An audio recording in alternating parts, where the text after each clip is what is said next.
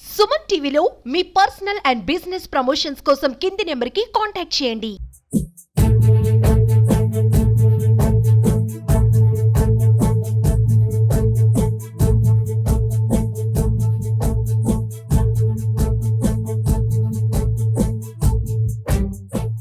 నమస్కారం. ఈరోజు national voters డేలో భాగంగా మనము ఈ మానవహారం అనేది ఇక్కడ స్టార్ట్ చేయడం జరిగింది.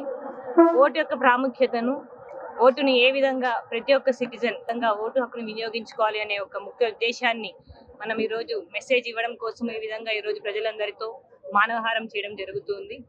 సో ఈ నేషనల్ ఓటర్స్ డేలో భాగంగానే మనము మోస్ట్ సీనియర్ సిటిజన్ ఓటర్స్ ఈరోజు మనం వాళ్ళని ఫెసిలిటేట్ చేసుకునే అవకాశం కూడా మనకి ఉంది ఈరోజు.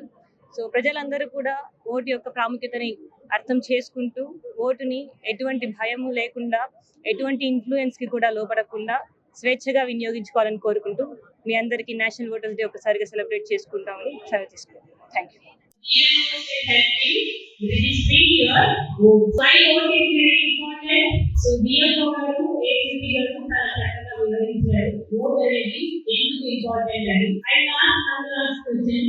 Which is the most developed country? Our developed country in the world.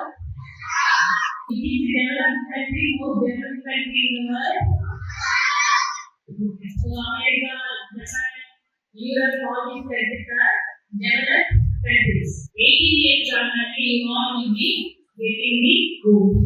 So once you get 18 years, you have to register your vote.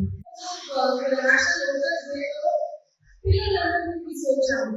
Actually voting rights ఎవరికి పెద్దలకు ఉంది కదా, అడల్ట్స్ ఉంది ఓటింగ్ రైట్స్. మరి ఎందుకు ఈ రోజు డిస్ట్రిక్ట్ అడ్మినిస్ట్రేషన్ ఇలాంటి ఒక డెసిషన్ తీసి పిల్లల్ని తీసుకొచ్చారు? బికాస్ మీరే next generation kind of change అవుతుంది. ఓకే, సో దానిపైన పవర్ పిల్లలకి ఉంది కాబట్టి ఈ రోజు ఇంత ఎఫర్ట్ తీసి ఇక్కడ స్కూల్ పిల్లలకి అందరినీ తీసుకొచ్చారు. దేశంలో 18 సంవత్సరాల చదువుకుంటే ఒక ఓటు ఉంది. మరియు ప్రతి 18 సంవత్సరాల దాకా ప్రతి ఒక్కరికి ఒకే ఓటు. అది ఎంత ధనవంతులైనా పేదవాళ్ళైనా వాళ్ళకి ఎంత 50 ఎకరాల భూమి లేకపోయినా కూడా చదువుకున్న వాళ్ళైనా చదువు లేని వాళ్ళైనా కూడా అందరికీ ఒకే ఓటు. అంటే ఇప్పుడు మన ఓటు అనేది మనందరినీ ఒకే వేదికగా తీసుకొచ్చారు. పుస్తకంలోనే సేమ్ ప్లాట్ఫామ్.